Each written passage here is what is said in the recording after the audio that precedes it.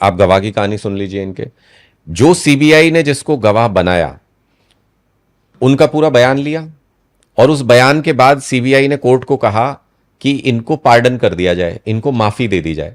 अब भारत के कानून में माफी का यह सिद्धांत है कि अगर कोई व्यक्ति अपनी मर्जी से विलफुली सारी बातें डिस्क्लोज कर दे केस के बारे में, सारे अक्यूज्ड के बारे में सब कुछ बता दे, तो फिर एजेंसी कहती है कि भाई इसने हमारी खूब मदद की है, इसको आप माफ कर दीजिए। कोर्ट ने उसको पार्डन कर दिया। पार्डन की कंडीशन में दो शब्द बहुत इंपॉर्टेंट है, एक तो विलफुल और फुल डिस्क्लोजर। मतलब उसने अपनी मर्जी से बता दिया और उस केस से जुड़ा सब कुछ बता दिया। लेकिन देखिए कितनी दिलचस्प बात है, पार्डन मिलने के बाद एजेंसी 1.5 साल तक बयान लेती रही उस व्यक्ति के, और हर बयान में उसने नई बात जोड़ दी।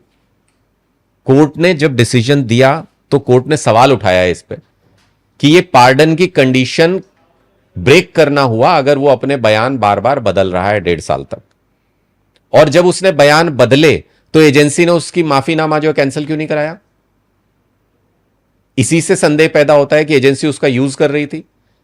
संजय सिंह का नाम उस व्यक्ति ने पहली चार्जशीट में नहीं लिया, 4 सप्लीमेंट्री चार्जशीट में नहीं लिया, कहीं एक्यूज्ड के तौर पे संजय सिंह नहीं है। आखिरी बयान में, क्योंकि उस वक्त संजय सिंह मोदी जी की आंखों में खटक रहे थे, उन्होंने कोई सवाल उठा दिया था, आखिरी बयान में इससे बुला के एक बयान लिया गया कि 1 करोड़ रुपए मुझसे ले लिए। ये क्या बात हुई भाई। तो कोर्ट ने कहा ये तो मजाक हो गया, आप जो हमारा कानूनी सिद्धांत है पार्डन का, उसका मिसयूज कर रहे हो और उसका मजाक बना रहे हो। इससे उसकी गवाही झूठी साबित हुई, इससे उसकी गवाही का मजाक बना। इस पे सख्त एक्शन कोर्ट ने लिया, अपने ऑर्डर के अंदर लिखा भी कोर्ट ने कि 1.5 साल तक आप एक व्यक्ति का बयान, जब वो विलफुल और फुल डिस्क्लोजर पहली बार में कर चुका, आपने पार्डन ले लिया, तो फिर 1.5 साल तक क्या बयान ले रहे हो उसके।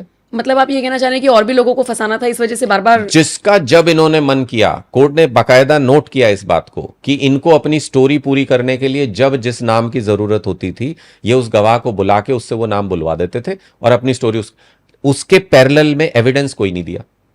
मान लो उस गवाह ने नाम ले दिया किसी का, तो नाम लेने से सजा हो जाएगी क्या। उस बात को उसने तो बता दिया कि ऐसे ऐसे हुआ होगा, चलो, तो उसका सबूत तो ढूंढ के देगी ना एजेंसी। कोर्ट ने कहा एक सिंगल सबूत जिसके ऊपर कोई एविडेंस नहीं मिला, not a single evidence. Bar bar court ने अपने ऑर्डर के अंदर लिखा है, एक एविडेंस नहीं, एक डॉक्यूमेंट नहीं, एक मैनिपुलेशन का कोई सबूत नहीं, कहीं पे भी एजेंसी दे ही नहीं पाई। बस गवाह से बयान लेते रहो, गवाह से नए नाम दिलवाते रहो, और नाम भी किस तरह के, मैं बता रहा हूं आपको, ना चार्जशीट में ना सप्लीमेंट्री चार्जशीट में। 1.5 साल बाद इनको याद आया संजय सिंह ने मुझसे 1 करोड़ रुपए लिया। तो जैसे ही इन्होंने कोई नई बात बोली, उसी वक्त इनका पार्डन खत्म हो जाना चाहिए था, इनको जेल चले जाना चाहिए था। क्यों नहीं गए पता है, बीजेपी ने चंदा ले लिया इनसे।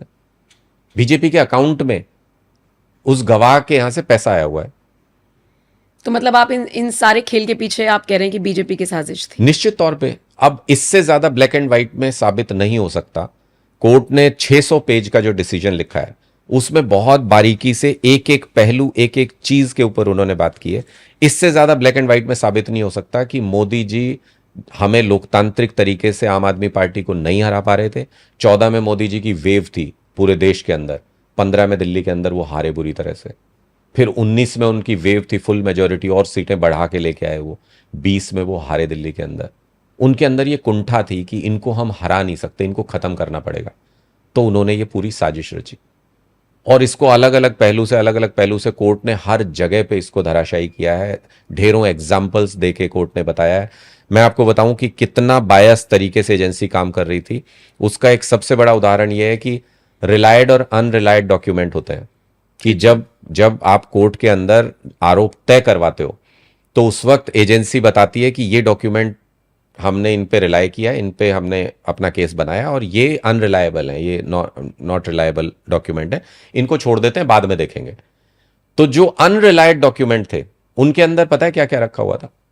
उनके अंदर हर वो चीज रखी हुई थी जिससे अरविंद जी की बेगुनाही साबित होती है, जिससे मनीष सिसोदिया जी बेगुनाह साबित होते हैं, वो सब उठा के अनरिलायड में डाल दिया।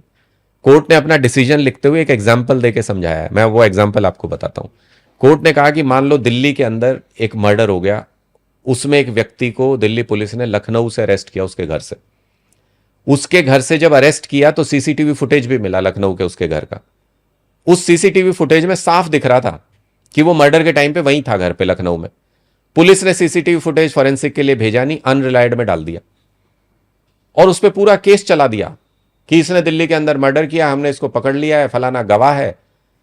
जब केस चल चुका कई साल, गवाही के टाइम पे जब वो सीसीटीवी फुटेज पेश किया गया तो ये पता चला कि अरे ये तो था ही नहीं। तो जो इतने साल, जो 150 दिन अरविंद जी जेल में रहे, जो 500 दिन मनीष सिसोदिया जी जेल में रहे, कौन हिसाब देगा उसका? कौन जिम्मेदार है उसके लिए?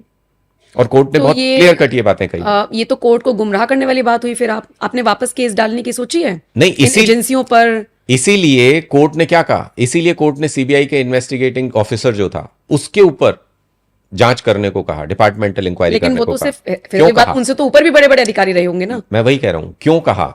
उसके ऊपर जांच करेंगे तो ऊपर अधिकारियों से अगर उसको निर्देश आया होगा तो वो भी पता चलेगा, डिपार्टमेंटल जांच में तो सब आएगा। लेकिन क्यों कहा कोर्ट ने, ये सुनिए। कोर्ट में जज को झूठ बोल दिया इन्वेस्टिगेटिंग ऑफिसर ने। जज ने उनसे पूछा कि भाई ये गवाही के डॉक्यूमेंट आपके पास हैं? तो उसने कहा कि नहीं जी, मेरे पास तो नहीं है। तो फिर सील्ड डॉक्यूमेंट जब खोले गए गवाही के, तो पता चला उसमें रिसीविंग है इन्वेस्टिगेटिंग ऑफिसर की, कि उन्होंने उसकी कॉपी रिसीव कर रखी है उस बयान की। और जज ने पूछा तो झूठ बोल दिया। किस लिए? कि अगर जज को दिखा दी उसने वो कॉपी तो उसको डिफेंस भी यूज कर सकता है, मतलब अरविंद केजरीवाल जी और मनीष सिसोदिया जी का वकील भी उसको यूज कर पाएगा अपने बचाव में। तो इसलिए उसने झूठ बोल दिया जज से। और एक बार नहीं, ऐसा कई बार किया। अनरिलायड डॉक्यूमेंट, रिलायड डॉक्यूमेंट का जो झोल है वो कई बार किया गया। जज ने नोट किया है कि एक बार नहीं, मल्टीपल इंस्टेंसेस पे ऐसा हुआ कि अनरिलायड डॉक्यूमेंट में इन्होंने वो डॉक्यूमेंट डाल दिए जिनसे बेगुनाही साबित हो रही है साफ साफ। जांच का मतलब ये थोड़ी होता है कि किसी को पहले से तय कर लो कि इसको फंसाना ही है और फिर उसको फंसाओ। जांच का मतलब तो ये होता है जो भी मेरे सामने तथ्य आएगा सब कोर्ट के सामने रख देंगे, चाहे बेगुनाह साबित हो या गुनहगार साबित हो। इस वाले केस में तो ये हुआ कि पहले ले आए हैं और उसके बाद कहा कि अपनी बेगुनाही साबित करो। हाँ, और ये हुआ है। और इस वाले मामले में तो निश्चित तौर पे यही हुआ। पहले आप अरेस्ट कर लेते हो, सिटिंग सीएम को अरेस्ट कर लेते हो बिना प्राइमा फेसी एविडेंस के, और केस चलना तो बहुत दूर की बात है। कोर्ट में ये कहा गया कि केस चलने के लायक, मतलब हम जिरह करें कि अपराध हुआ है कि नहीं, इस लायक भी सबूत नहीं है। तो कोर्ट को इतना टाइम क्यों लगा? कोर्ट को इसीलिए इतना टाइम लगा, एजेंसी जब कॉपरेट नहीं करे। अगर एजेंसी अनरिलायड डॉक्यूमेंट में जिन डॉक्यूमेंट्स को छुपाया एजेंसी ने, अगर उनको पहले दिन ही रख देती जज के सामने, तो जज को 1 मिनट में डिसाइड कर देता जज। लेकिन एजेंसी ने वो सारे डॉक्यूमेंट लगातार छुपाते रहे, और जो गवाही है झूठी वो लगातार पेश करते रहे कि देखिए ये कहानी आ गई, अब ये हो गया, अब हमारे पास ये आ गया। लेकिन जब सबूत रखने की बारी आई तो एक भी नहीं, कुछ भी तो नहीं मिला।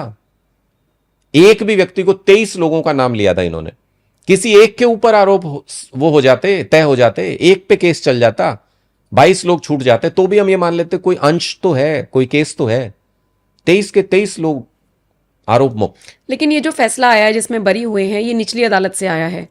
अब सामने वाला पक्ष कह रहा है कि हम तो भैया हाईकोर्ट भी जाएंगे। अच्छा, ऊपरी अदालतों में हमेशा से याचिका खारिज हुई है, तो अभी तो आपको वेट करना होगा ना। देखिए, मुझे लगता है कि ये भी एक मिसकंसेप्शन है। ये निचली अदालत जो कहा जाता है वो ऐसे दिखाते हैं कि जैसे कोई बहुत ही लोअर दर्जे के किसी कोर्ट में कुछ फैसला आ गया। ये सुप्रीम कोर्ट के ऑर्डर से बनी हुई एमएलए एमपी स्पेशल कोर्ट्स हैं।